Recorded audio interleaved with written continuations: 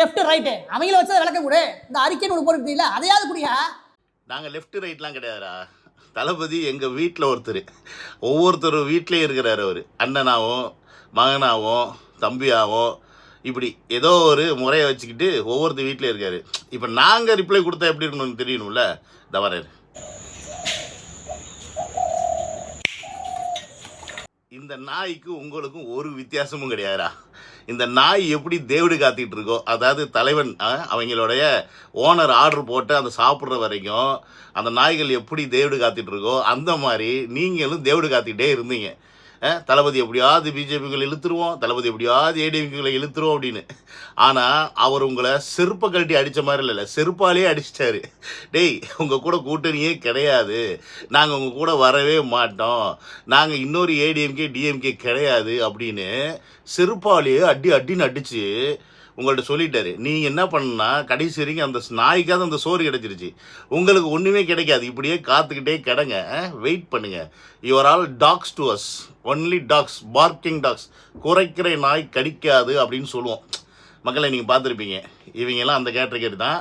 टूट पड़ेंगे, लेकिन ये क्या, जैसे ही दरवाजे को खोला जाता है तो आगे आने के बजाय ये कुत्ते पीछे की तरफ जाने लगते हैं और देखते ही देखते ये सारे डॉग्स पीछे.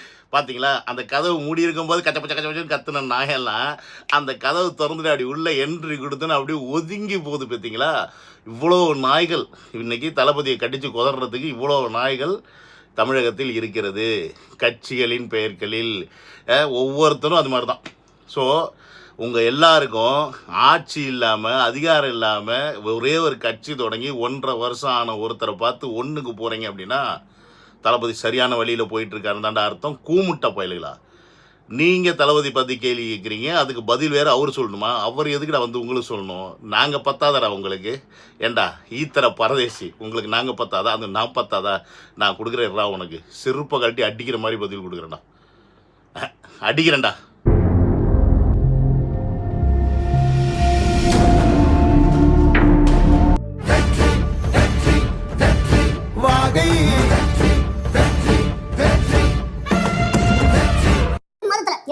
வெளியில வந்து ஒரு இஷ்யூக்காக போய் பேசின விஷயம் பார்த்த விஷயம் வச்சுக்கிறேன், போய் அந்த இடத்துல மக்களை சந்திச்சு பேசின விஷயம் வச்சுக்கிறேன், அது பரந்தூர் விமான நிலையம் மட்டும்தான், வேற எதுவுமே கிடையவே கிடையாது. இது கூத்து எல்லாம் இந்த 6 மாதங்கள் இவர் சந்திச்சது ஜனவரியில. ஆனா மேல என்ன சொல்றாரு, நான் சமீபத்துல பரந்தூர் விமான நிலையத்துக்காக போறக்கூடிய விவசாயி அப்படி சந்திச்சேன். சமீபத்திலேயே அடக்கடவுளே பாதி ஆண்டுகள், அதாவது 6 மாதம் ஓடி போயிடுச்சு. Welcome to Vijay talk and welcome to another video. என்னோட சேனல் நீங்கள் யாராவது ஃபஸ்ட் டைம் வரீங்க அப்படின்னா சப்ஸ்கிரைப் பண்ணிட்டு பெல் பட்டனை ப்ரெஸ் பண்ணுங்க, அப்போ தான் உங்களுக்கு நான் போடுற வீடியோ டான் வந்து சேரும். சரி, இப்போ இந்த நாய் அங்கே உட்காந்து குலைச்சிட்டு இருக்குல்ல, இந்த நாய் என்ன குலைக்குதுன்னு பார்த்தீங்கன்னா, 8 மாதமாக இவர் வந்து வெளியிலேயே வரலையா. ஒரே ஒரு விஷயம், பரந்தூர் மட்டும்தான் போய் பார்த்தாராம், பேசினாராம். இந்த 8 மாதத்தில் நீங்கள் என்ன பண்ணிக்கிட்டு இருந்த, எதுக்குமே வரல அப்படின்னு சொல்லி கேட்குறேன். இவன் கோமாலாக இருந்தானா இல்லை எவன் கூடயாவது இருந்தானா நமக்கு தெரியல. ஏண்டா பரதேசி, இந்த 8 மாதத்தில் என்னென்ன விஷயத்துக்கு எவ்வளோ அறிக்கை கொடுத்துருக்காரு அப்படின்றது தெரியுமா? இல்லைன்னா இந்த டீலிமிட்டேஷன் ஒன்று வச்சாங்களே அனைத்து கட்சி கூட்டத்துக்கு, அதில் போய் புசி ஆனந்தவர்கள் கலந்துக்கிட்டாரு, அதுக்கு என்ன சொல்கிற? வக்ஃபு விஷயத்துக்கு வந்து சட்ட போராட்டம் எடுத்தாங்களே, அதுக்கு பேர் என்னடா? ஏண்டா எச்சஸ் ஒருத்திங்கிற எச்சக்கலை அவர் என்ன பண்ணுறாரு ஏது பண்ணுறாருன்னு உனக்கு தெரியல அப்படின்னா அதை முதல்ல தெரிஞ்சுக்கிட்டு வந்து வீடியோ போடு. அது தெரியாமல் என்ன மயிருக்கு நீ வந்து உட்காந்து வீடியோ போட்டுட்ருக்க? சரி, அதெல்லாம் விடு. அவர் தான் 8 மாதமாக வரல இல்லை, பரந்தூர் மக்களை சந்திக்கலன்னு சொல்கிறேன்ல, அப்புறம் என்ன மயிருக்கு அவரை பற்றி நீ பேசுகிற? அவர் தான் ஒன்றுமே இல்லை இல்லைடா, அப்புறம் ஏன்டா பேசுகிறீங்க? ஏன்டா பிச்சைக்கார பயலுங்களா, உங்களுக்கு ஏன்டா அவரை பற்றி பேச வேண்டிய தேவை இப்போ வருது? அவர் பரந்தூர் மக்களை சந்திக்கலை அப்படின்னு நீ சொல்கிற. ஏன்டா நாயே, இப்போ தான்டா ரீசெண்டாக பரந்தூர் மக்களையும் ஜாக்டோஜி நிறுவனம் ரெண்டு டீமையும் அவரோட ஆஃபீஸில் வந்து மீட் பண்ணார், அதைத்தான்டா சொன்னார் சமீபத்துலன்னு. அது கூட உனக்கு தெரியல அப்படின்னா ஒன்று பண்ணு, பாலிடலை வாங்கி குடிச்சிட்டு செத்துரு. ஒரு பெரிய போதைப் பொருள் கேங்கே பிடிச்சானுங்க, அதனால தமிழகம் முழுவதும் சீரழிச்சுட்டு இருக்காங்க. எது இளைஞர்கள் அந்த போதைப் பொருளை பற்றி பேசுறாரா? அதுவும் பேசவில்லை. இன்னும் சொல்ல போனால் அவர் சம்பந்தப்பட்ட துறை அது நேரடியாக சம்மந்தப்பட்டிருக்கு. ஏற்கனவே தமிழகம் முழுவதும் 18க்கும் மேற்பட்ட கர்ப்பிணி பெண்கள் இதுவரைக்கும் இறந்திருக்காங்க, மருத்துவமனையில் போதிய சிகிச்சை பலன் இல்லாமல், முக்கியமாக மருந்துகள் இல்லாதனால. இதே அவர்களுக்கு எந்தவித அப்டேட்டும் கிடையாது. அவர் படத்தை நடிக்க போயிருக்காரு, கட்சி ஒன்று ஆரம்பிச்சுட்டு போயிட்டார். மற்றபடி போடுற அறிக்கைகள் இருக்குல்ல, அதில் எல்லாமே அந்த அறிக்கைகளை சைன் கூட அவர் போடுறதில்ல, காப்பி பேஸ்ட் தான். அதை வச்சு வெளியிட்டிருக்காங்க யாரோ ஒருத்தர் கொடுக்குற அறிக்கையை எடுத்து உட்கார வச்சுட்டு நீ இவ்வளோ நேரம் அது வியாக்கியானம் பேசுனா அப்போ நீ எவ்வளோ பெரிய முட்டாக்குவா இருப்ப? ஏண்டா உனக்கு சோறு திங்கிறே பிய திங்கிறே நீ சொல்லு? அது வந்து கட்சி சார்பாக விஜய் அவர்கள் கொடுக்கல, விஜய் அவர்கள் கையெழுத்து போடல அப்படின்னா அது கட்சி சார்பான அறிக்கை கிடையாது, அது விஜய் அவர்கள் கொடுக்குற அறிக்கை கிடையாது. அப்படி தானே உன் நினப்பு? அப்படி உன் நினப்பு இருந்துச்சுன்னா அப்புறம் என்ன மயிருக்கு உட்காந்து நீ வீடியோ போட்டுருக்க? போட வேண்டிய அவசியமே கிடையாதுல்ல. தமிழ்நாட்டில் எல்லா பிரச்சனையும் தான் இருக்குது. போதைப் பொருள் இருக்குது, கற்பழிப்பு இருக்குது, பெண் கொடுமை இருக்குது, வன்கொடுமை இருக்குது, எல்லா மது எல்லாமே தான் பிரச்சனையாக இருக்குது. அதுக்கு என்ன பண்ண முடியும்? சும்மா அறிக்கை மட்டும்தான் கொடுக்க முடியும் இப்போதைக்கு அவர்னால. இல்லை உங்களை மாதிரி உட்காந்துக்கிட்டு கூட்டணி வச்சுக்கிட்டு கும்மி அடிக்க முடியும்? அப்படி அடிக்கிறாருந்தா அவர் எதுக்குடா கஷ்டப்பட்டு தமிழக வெற்றி கழகம்னு ஆரம்பிச்சிட்டு இருக்காரு? அவர் ஏதாவது ஒரு திராவிடன்னு சொல்லிட்டு ஏதாவது ஒரு கட்சி ஆரம்பித்து அப்படியே போய் ஐக்கியமாக இருக்கலாமே. உங்களுக்கெல்லாம் வந்து சுளுக்கு எடுத்து சுண்ணாம்பு வைக்கிறதுக்கு தாண்டா அவர் கட்சியை ஆரம்பிச்சிருக்காரு. அவர் அறிக்கை கொடுத்தது உனக்கு தெரியலனா நீ எங்கேயோ அரிப்பெடுத்து போயிட்டேன்னு அர்த்தம். முதல்ல அதை என்னன்னு தெரிஞ்சுக்க. அவர் என்னென்ன அறிக்கை கொடுத்துருக்காரு, அவர் சார்பாக யார் அறிக்கை கொடுக்குறாங்க, அவர் கட்சி லெட்டர் பேட்லேருந்து ஒரு அறிக்கை வந்தாவே அது தமிழக வெற்றி கழகத்தின் சார்பாக தளபதி அவர்களுடைய அப்ரூவல் இல்லாமல் வராதுன்றது முதல்ல தெரிஞ்சுக்கடா தற்கூரி பரதேசி. ஒரு சாதாரண ஒருத்தர் ஒரு கட்சி ஆரம்பிச்சிருக்காரு அப்படின்னும் போது அவர்கிட்ட என்ன அதிகாரம் இருக்குது? என்ன உங்களை மாதிரி எல்லாத்துக்கும் போய் போராடணுமா? எல்லாத்துக்கும் ரோட்டில் நின்று எல்லாரையும் கூட்டி வச்சு கும்மியடி வாங்கி வைக்கணும்? அதானே உங்கள் எண்ணம்? அப்படிப்பட்ட தலைவன் அவர் கிடையாது. அதனால தான் இன்றைக்கி மக்கள் அவர் வந்து கொண்டாடுறாங்க. இன்றைக்கி அவர் வரணும்னு நினைக்கிறாங்கன்னா மூதேவி. உங்களை மாதிரி மதத்தை வச்சு அரசியல் பண்ணுறது, இவங்களை மாதிரி பிணத்தை வச்சு அரசியல் பண்ணுறது, உங்களை மாதிரி வந்து வாக்குக்கான அரசியலை காசை கொடுத்து வாங்குறது இப்படிலாம் கிடையாது. அவருடைய அரசியல் தெளிவு மக்களுக்கு கிளியராக புரிஞ்சுக்கிட்டு இருக்கு. அவருடைய அரசியல் பாதை மக்களுக்கு பிடிச்சிருக்கு. ஒரு அமைதியான, யாரையும் அசிங்கமாக விமர்சிக்காமல் என்ன விஷயமோ அதை மட்டுமே கையில் எடுத்து அதற்கான தீர்வை நோக்கி போகக்கூடிய அரசியலை பண்ணிக்கிட்டு இருக்கனால தான் உங்களுக்கெல்லாம் இன்றைக்கி பயங்கரமான வைத்தறிச்சல். என்னன்னா இந்த மனுஷன் இப்படி போகிறானே, இருக்கிற பிரச்சனையை கரெக்டாக எடுத்து பேசுகிறானே, என்ன பண்ணுறது நமக்கு தெரியல. அதானே இங்கே பிரச்சனை. உங்களுக்கு எல்லாருக்கும் சேர்த்து வச்சார் ஆப்பு, அந்த பக்கமும் இந்த பக்கம் எல்லாத்துக்கும். ஏன்டா நரேட்டிவ் செட் பண்ணிட்டு உட்காந்துருந்தீங்களே நாய்ங்களா?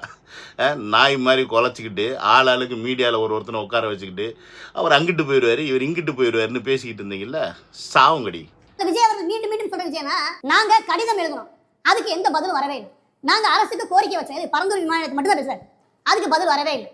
சட்டமன்றத்தில் சட்டம் இயற்றுன்னு சொன்னோம், அதுக்கு அவங்க சட்டம் இயற்றவே இல்லை. இப்போ நீ எதுவுமே செய்ய மாட்டாங்களே, எது நாங்கள் கேட்டாலும் கண்டுக்கிறதே இல்லை அப்படின்னு அவர் சொல்றாரு.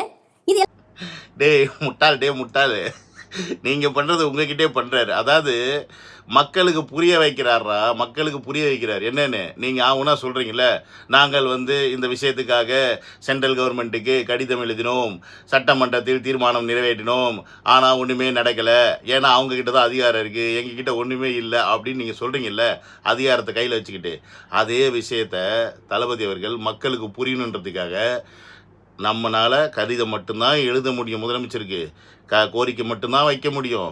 நான் ஒரு கட்சியின் தலைவனாக இருந்தாலும் என்னால் எதுவும் செய்ய முடியாது. என்ன மிஞ்சி போனால் போராட்டம் பண்ணலாம், இல்லைன்னா உங்களை கூப்பிட்டு போயிட்டு நிற்க வச்சு போலீஸ்காரங்கள்ட்ட அடி வாங்கி விடலாம். அதை தவிர்த்து நான் என்ன பண்ண முடியும் அப்படின்னு மக்களுக்கு புரிய வைக்கிறாரா முட்டாப்பையில. அப்போ மக்களுக்கு என்ன சொல்கிறாரு, நீங்கள் எனக்கு அதிகாரத்தை கொடுத்தா தான் இந்த விஷயத்தில் என்னால் ஸ்டெப் எடுக்க முடியும், இல்லைன்னா என்னால் கடிதம் மட்டும்தான் எழுத முடியும் அப்படின்னு மக்களுக்கு சிம்பாலிக்காக புரிய வைக்கிறார். ஆனால் உங்களுக்கு இது இடைஞ்சல் தான். கேள்வி கேட்குறாருல, கடிதம் எழுதுறாருல, பதில் சொல்ல வேண்டிய கடமை ஒரு முதலமைச்சருக்கு இருக்கா இல்லையா? நீ சொல்கிற இவர் ஒரு கட்சியின் தலைவராக கேள்வி கேட்குறது சரின்னு சொல்கிற இல்லை, கட்சியின் தலைவராக இல்லைனாலும், என்னது கட்சியின் தலைவராக இல்லைனாலும் அவர் கேள்வி கேட்டால் பதில் சொல்ல வேண்டிய கடமை முதலமைச்சருக்கு இருக்குது. ஏன்னா அவர் மட்டும் இல்லை, தமிழ்நாட்டில் இருக்க ஒட்டுமொத்த குடிமகன்களுக்கு கேட்டாலும் சொல்ல வேண்டிய கடமை அவருக்கு இருக்குது. ஏன்னா நாங்கள் ஓட்டு போட்டனால தானே நீங்கள் சிஎம், பிஎம், எம்எல்ஏ, அமைச்சர் எல்லாம் மயிரும், இல்லைனா ஒரு இழவும் கிடையாதா? அப்போ நாங்கள் கேள்வி கேட்குறதுக்கு எங்களுக்கு ரைட்ஸ் இருக்குடா. எங்களுக்கு இதெல்லாம் செஞ்சு தரீங்கன்னு வாக்கு கொடுத்து தானே நீங்கள் வந்து எங்கள்கிட்ட ஓட்டு வாங்கிட்டு போகிறீங்க. வீட்டு முன்னாடி வந்து பிச்சை எடுக்கிறீங்க, அம்மா தாயே ஓட்டு போடுங்க அப்படின்னு. காசை கொடுத்தாலும் பிச்சை எடுத்தால் தாண்டா நாங்கள் ஓட்டு போடுவோம், கெஞ்சினா தாண்டா நாங்கள் ஓட்டு போடுவோம். எங்கள் வீட்டு முன்னாடி வந்து கெஞ்சனோட அப்போ தாண்டா நாங்கள் வந்து ஓட்டு போடுவோம். காசு நீங்கள் எவ்வளோ கொடுத்தாலும் அப்படிலாம் பிச்சைக்காரத்தனமாக கெஞ்சி விட்டு ஓட்டை வாங்கி விட்டு நாங்கள் கேள்வி கேட்கக்கூடாதுன்றீங்க. அப்போ நீ என்ன படிச்சிருக்க? உனக்கு என்ன அறிவு இருக்குது? உனக்கு என்ன அரசியல் அறிவு இருக்குது? இல்லை அறிவா இல்லை மண்டையில் அவன் எல்லாம் பிய்யா வச்சிருக்கியா? அப்படி தான் இருக்கும் அறிவு. அரசியல் கட்சிக்கு நிச்சயமாக முதலமைச்சர் பதில் சொல்லியா? நான் என்ன கேட்கிறேன்னா, அரசியல் கட்சி நடத்துற நீ இது வரைக்கும் எத்தனை பதில் சொல்லியிருக்க? ஒன் மீது வச்ச குற்றச்சாட்டு ஒன்று இருக்கா இல்லையா? அது எம்கே ஸ்டாலின் நீங்க வைக்கப்பட்ட குற்றச்சாட்டு தப்பு சொல்லல. இது வரைக்கும் நீ எத்தனை பதில் சொல்லியிருக்க? நீ பதில் சொல்லாம ஊர்ல கூட கேள்வி எடுத்தீங்க, இது புத்திசாலியா? நீங்க இப்போ நெரேட்டிவ் செட் பண்ணி வச்சிருக்கீங்களா, நீங்க ஒரு சிஸ்டம் ரெடி பண்ணி வச்சிருக்கீங்க பார்த்தீங்களா? இவங்க தான் கேள்வி கேட்கணும், இவங்க கேள்வி கேட்கக்கூடாது அப்படின்னு. இதை உடைக்கிறதுக்கு தாண்டா தமிழக வெற்றி கழகமே. பீத்திங்கிற பண்ணி ஒரு முதலமைச்சரை குடிமகன் கேள்வி கேட்கறதுக்கு உரிமை இருக்குது. இது தெரியுமா தெரியாத உனக்கு? நாங்கள் ஓட்டு போட்டனால தானே முதலமைச்சர், பிரைம் மினிஸ்டரு எல்லாருமே இருக்கீங்க. நாங்கள் இல்லாமல் எப்படி? இப்போ தளபதி அவர்கள் கட்சி ஆரம்பித்தாலும் சரி, ஆரம்பிக்கலைனாலும் சரி, அவருக்கு கேள்வி கேட்கறதுக்கு எல்லா உரிமையுமே இருக்குது. அதற்கு பதில் சொல்ல வேண்டிய கடமை முதலமைச்சருக்கு இருக்குது. அப்புறம் என்ன சொல்கிறேன்னா, அவர் எம்கே ஸ்டாலினை கேள்வி கேட்குறார். அவர் எம்கே ஸ்டாலினை கேள்வி கேட்கல, தமிழ்நாட்டு முதலமைச்சரை கேள்வி கேட்குறாரா முண்டக்கலப்பை. எம்கே ஸ்டாலின் சிஎம்மா இல்லாமல் இருந்து அவர் வாட்டுக்கு அவர் வேலை தொழில் ஏதோ ஒன்று பண்ணிட்டு இருந்தால் இப்போ போய் விஜய் அவர்கள் கேட்டுட்ருக்காரா? கேட்பாரா? இல்லை விஜய் அவர்கள் போய் இப்போ சீமானை கேட்குறாரா? இல்லை எடப்பாடி பழனிசாமி கேட்குறாரு? யாரை கேட்குறாரு? அங்கே சென்ட்ரலில் நீங்கள் ஆடுறீங்க பிஜேபி, அதனால் உங்களை கேட்குறாரு. தமிழ்நாட்டை திராவிட கழகம்னு சொல்லிட்டு இந்த திருட்டு கும்பல் ஆண்டுகிட்டு இருக்கு. அதனால எம்கே ஸ்டாலின் அவர்களை கேட்குறாரு.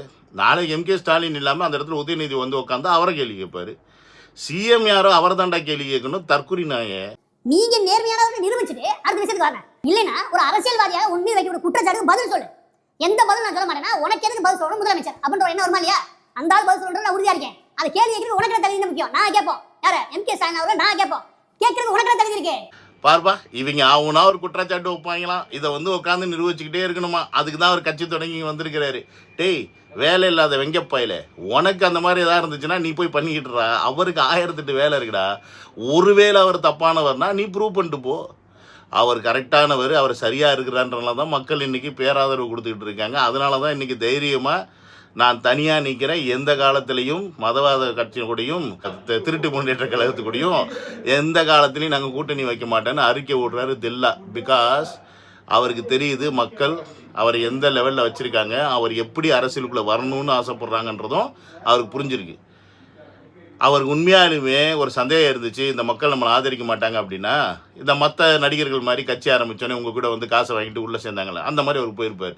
ஆனால் அவருக்கு நல்லா தெளிவாக தெரியுது மக்கள் நம்ம பெரும்பான்மை தனியாக தான் நிற்கணும்னு ஆசைப்பட்றாங்க. முக்கியமாக இந்த திருட்டு கும்பல் கூட சேரவே கூடாது. நம்ம தனியாக நின்று அவங்க ஆதரிக்கிறாங்க தோக்குறாங்க ரெண்டாவது விஷயம். பட் நம்ம தனியாக நிற்கிறதா மக்கள் விரும்புகிறாங்க அப்படின்றத அவர் உணர்ந்துட்டார் இந்த 1.5 வருஷ காலத்தில். இனி அவருடைய செயல்பாட்டில் ஆட்டோமேட்டிக்காக மக்களுக்கு என்ன பண்ணணும்னு தெரியும்.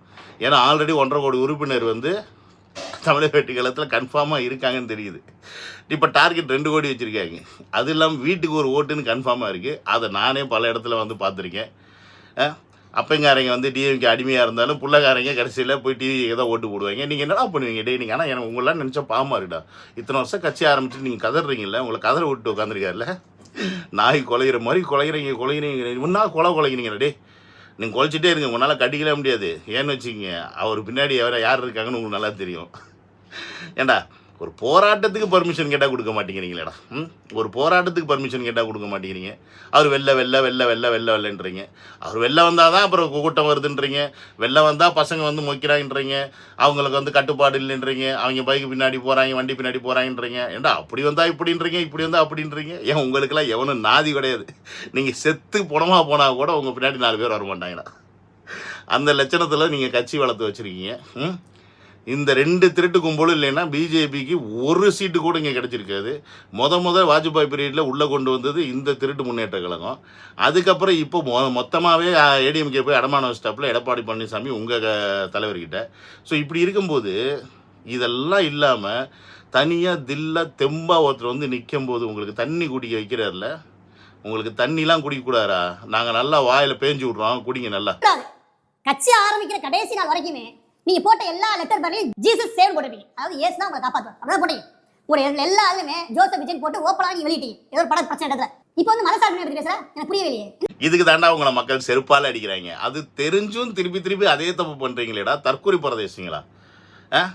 அவருக்கு ஸ்டார்டிங்கில் இருந்து ஜோசப் விஜய்னு போட்டாராம், ஜீசஸ் ஹெல்ப்ஸ்னு போட்டாரா. ஏண்டா அவருக்கு கிறிஸ்டின் அப்படின்னு எல்லாருக்கும் தெரியும். அவங்க அம்மா இந்து, அவங்க அப்பா இந்துலேருந்து கிறிஸ்டினுக்கு மாறினார். நீங்கள் மதத்தை வச்சு தான் கடைசியில் அரசியல் பண்ணுவீங்கன்னு எல்லாம் தெரியும்.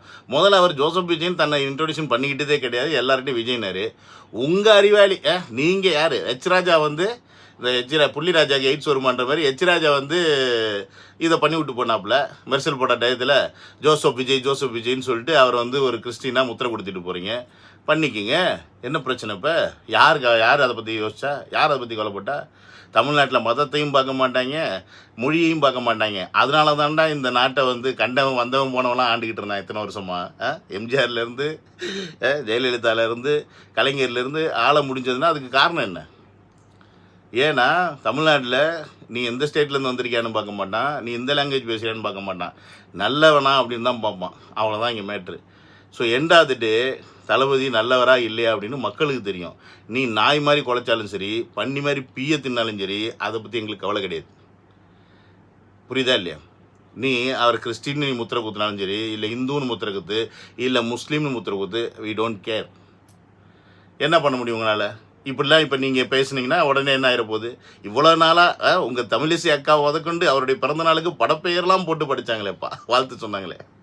ஐயோ எல்லாம் வீணாக போச்சே, எல்லாம் வீணாக போச்சேன்னு புலம்பிட்டு உட்காந்துருக்காங்க. இப்போ புலம்புங்கடா, புலம்பு விட்டுட்டார்ல உங்களை. இதுதான், இந்த புலம்பல் தான் வேணும். இந்த புலம்பலை தான் நம்மளும் ரசிக்கிறோம். இதை தளபதி அவர் செஞ்சது வந்து மிகப்பெரிய ஒரு சந்தோஷம். தமிழக வெற்றி கழகத்தில் தொண்டராக இருக்கிறவங்களுக்கும் சரி, தளபதி அவர்களை ரசிகராக இருக்கிறவங்களும் சரி, பொதுமக்களுமே இன்றைக்கி மிகப்பெரிய சந்தோஷத்தில் இருக்கிறாங்க. அப்பாடா, இவரோட வாயிலிருந்து ஓப்பனாகவே சொல்லிட்டாரு இந்த கட்சிகள் கூட கூட்டணி இல்லைன்னு. இதைத்தானே நீங்கள் எதிர்பார்த்தீங்க? இதுக்காகத்தானே நீங்கள் இவ்வளோ நாள் நரேட்டிவ் செட் பண்ணிட்டு இருந்தீங்க.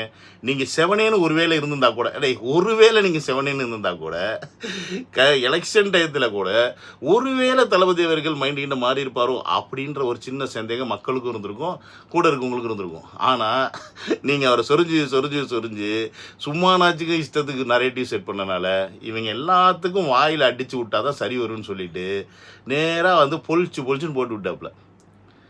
இப்போ என்ன பண்ணுறதுனே தெரியாமல் கொய்யோ மையோன்னு கரையிறீங்க.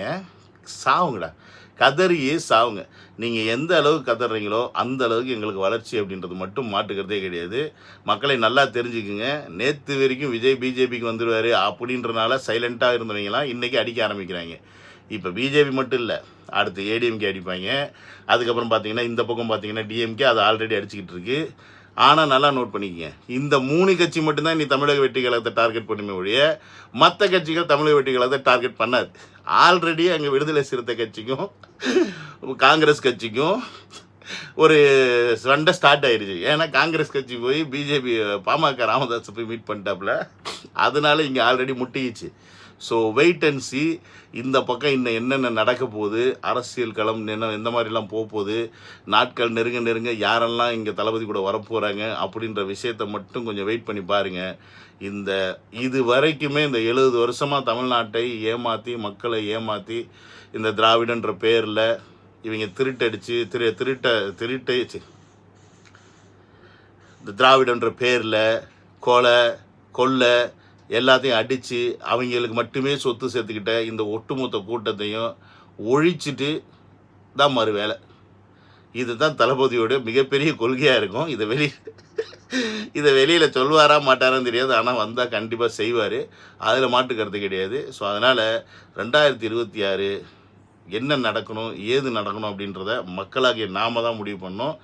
இந்த மாதிரி போன ஈத்தரங்கிட்ட நம்ம முடிவு விட்டுட்டோம் அப்படின்னா நம்மளை இதை விட இன்னும் கேவலமாக நடத்த ஆரம்பிச்சிருவாங்க அப்படின்றத நீங்கள் புரிஞ்சுக்கணும். இல்லைன்னா ஒன்றும் பண்ண முடியாதுன்றது நீங்கள் புரிஞ்சுக்கணும் அப்படின்றத சொல்லி இந்த வீடியோ முடிச்சுக்கிறேன். See you on another video. Love you all. Take care. Bye bye.